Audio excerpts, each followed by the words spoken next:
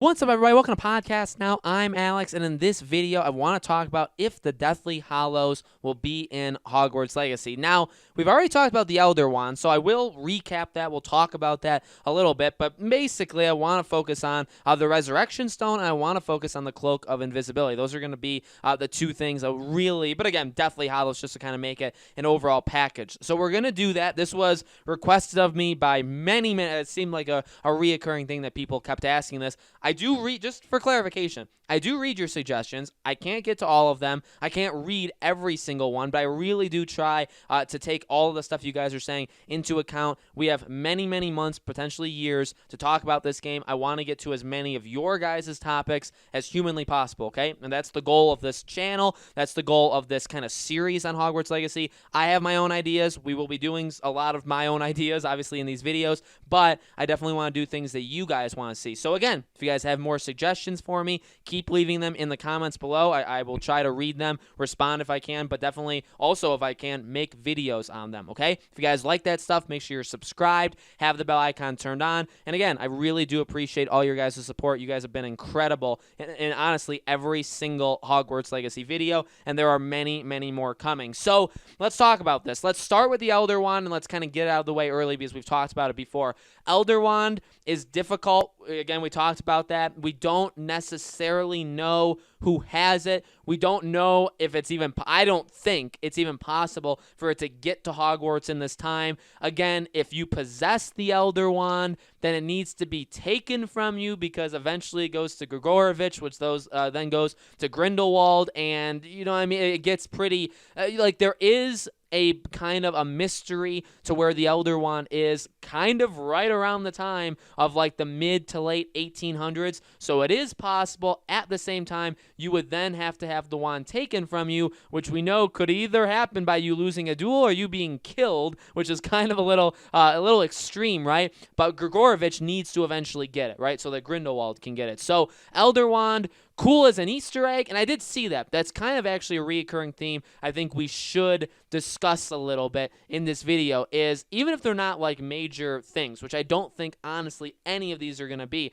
they can at least be Easter eggs. And we talked about it before, the lore and the respect for the lore. I mean, they could do a lot of things in Hogwarts Legacy very, very well. And there's a lot of like, you know, tip of the hat kind of moments or like, you know, nods to the fandom that they could have all throughout this game. And they don't have to be through main characters in the game or quests in the game, right? They could be very small little nods all throughout it. And so Elder Wand, like, yeah, and we talked about, you know, how would wand customization work in this game? Could you even do that? Because the wand is supposed to pick the owner, and you're supposed to have the wand for life. You're not supposed to just swap them out every 10 minutes, which I understand, right? So the Elder Wand, it would be tough. It would definitely be tough. Do I think we could see it? Yeah, again, there's some mystery as to where it is during this specific time, and I feel like, did they do that on purpose? No, I just kind of feel like it makes a case, ironically, that maybe it could show up, and they maybe even did that by accident, right? So now we go to the other one. So the Cloak of Invisibility, as you know, has basically, now, the family trees in the Wizarding world are insane. I've said this numerous times, and I will continue to say it. I don't know everything about the lore. I know a lot of people. There's a lot of smarty pantses, right? And in all honesty, there's a lot of people that know a lot more than me, and I respect the heck out of you guys, and I learn a lot from you guys. Now, there's people that will call me out in some nasty ways. That's just, I think, pretty stupid. But like, I don't know everything about it. I'm trying to learn more. I'm not even going to attempt to go through the family history because, again, to be quite honest with you, there's a lot of families in the Wizarding world, and it's very, very difficult. What you pretty much need to know, if you're not maybe the most sophisticated or you don't know everything about the Hogwarts or the Wizarding world's lore, okay, is pretty much the Cloak of Invisibility was in a family, and it eventually made its way into the Potter family, and it kind of trickled down from there, eventually made its way to Dumbledore, who then brought it back to the Potter family, okay? during, again, which is ironic because in all of these, and you'll find this, if you even, again, I always say it, go on like the Hogwarts or like the Wikipedia, the fandom for these things.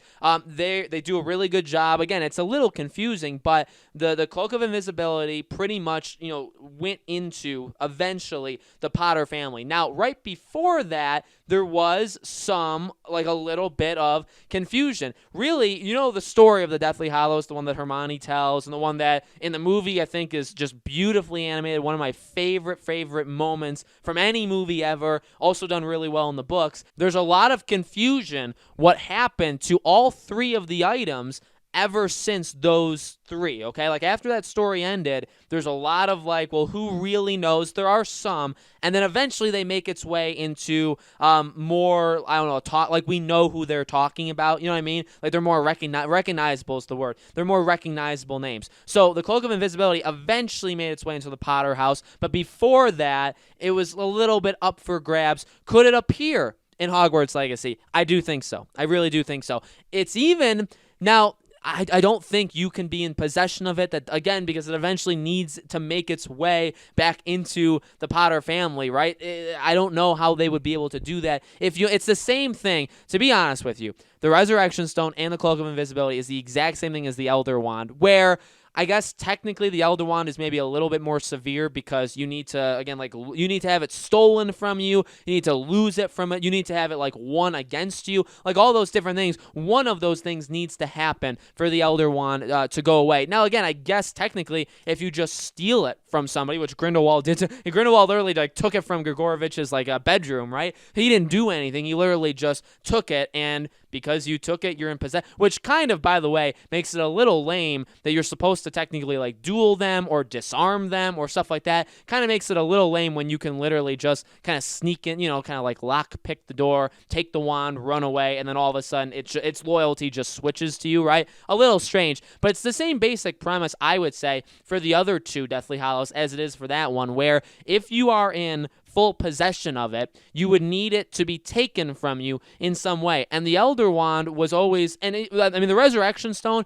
to go into that one made its way into, like, the Riddle household, right? Eventually making its way to Voldemort or Tom Riddle himself, right? So the Resurrection Stone has a very dark path, and normally, I believe, even around the time of Hogwarts Legacy, it was with descendants of Salazar Slytherin himself, okay? So that one is a little bit darker. Obviously, we know how that even came about it. I mean, the Resurrection Stone was not necessarily, it was definitely wanted, right, because of how powerful it was, but evil people definitely, like, sought it out. So, I mean, could you make the case that would maybe make sense for if you wanted to be super evil in the game? Yeah. Again, the question arises where if you have the Elder Wand, if you're going after the Resurrection Stone, stuff like this, these are major things that the story would then need to really focus on. And I feel like, again, from everything they've said, from everything we kind of know, they're doing their own thing, right? We've said that about 100 times. They're doing their own thing to make the story kind of a, let's fill in the missing pages of where the Elder Wand and Resurrection Stone and Cloak of Invisibility were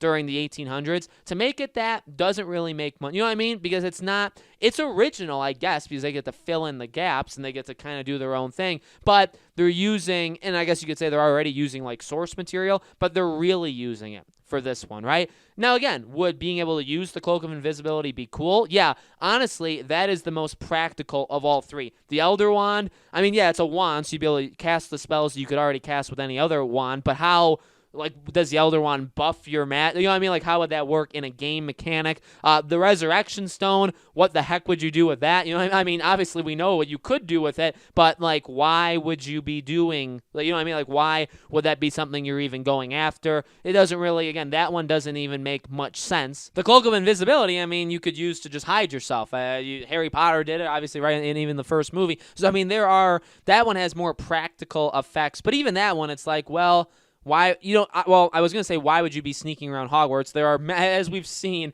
in the movies, there are plenty of reasons why you'd be sneaking around Hogwarts, and obviously there could be things going on during the time that you're in school, but these things ultimately, and I know we talked about it for 10 minutes, and now I'm giving my answer, these things ultimately are very, very fun to talk about. the potential for them, and if you made a game, say, to, fill in the missing gaps of where these things are, or to use these things in general, I mean, it would be, make no mistake about it, it would be insanely cool, okay? But at the end of the day, do they break the mechanics of the game? If you have the Elder Wand, why do you have it? How did you get it? Did you kill somebody in your 5th year to be able to get that thing? How did you do it? And then what exactly are you going to do with it? And then is it even worth it, because you're going to have it taken from you eventually anyway? Literally the same thing for the other two. Eventually, the Resurrection Stone would not be in your possession. Eventually, the Invisibility Cloak is not in your possession. You know what I mean? So they're fun trinkets. I think they'd be fun to...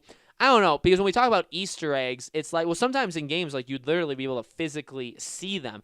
Could you see these things? I don't know. The Elder Wand would ideally have an owner. Actually, all 3 of these things should have an owner. They're not just kind of missing, right? For all that I read, now again, I didn't go through the family tree, but from what I read, it seemed like there was a very clear cut. Now, we don't know exactly who the owner was, but we know there was an owner for these things throughout time. There always has been kind of an owner for these things, even if it was a mystery to them, right? Even like with Harry, with like the snitch, he didn't know he had it, but he was technically the owner during that time. You know what I mean? So even if we don't know for sure who it is, we do know that people did own these things. And so do they need to appear in Hogwarts? Maybe they could be a teacher. But again, you don't want to break lore. It's very hard because you can't break the lore. You can't break the history of what's been done. And so maybe they can be referenced. That's the biggest thing to me. Easter eggs in terms of these 3 things to me, sure, I'd love to see them. Sure, I'd love to be able to, like, pick it up and then have a teacher say, like, oh, you can't touch that naughty kid. Like, whatever they want to say. I mean, you can't. I would like that. But, I mean, ultimately, I don't think that would even work at all. I think what would be best is, like,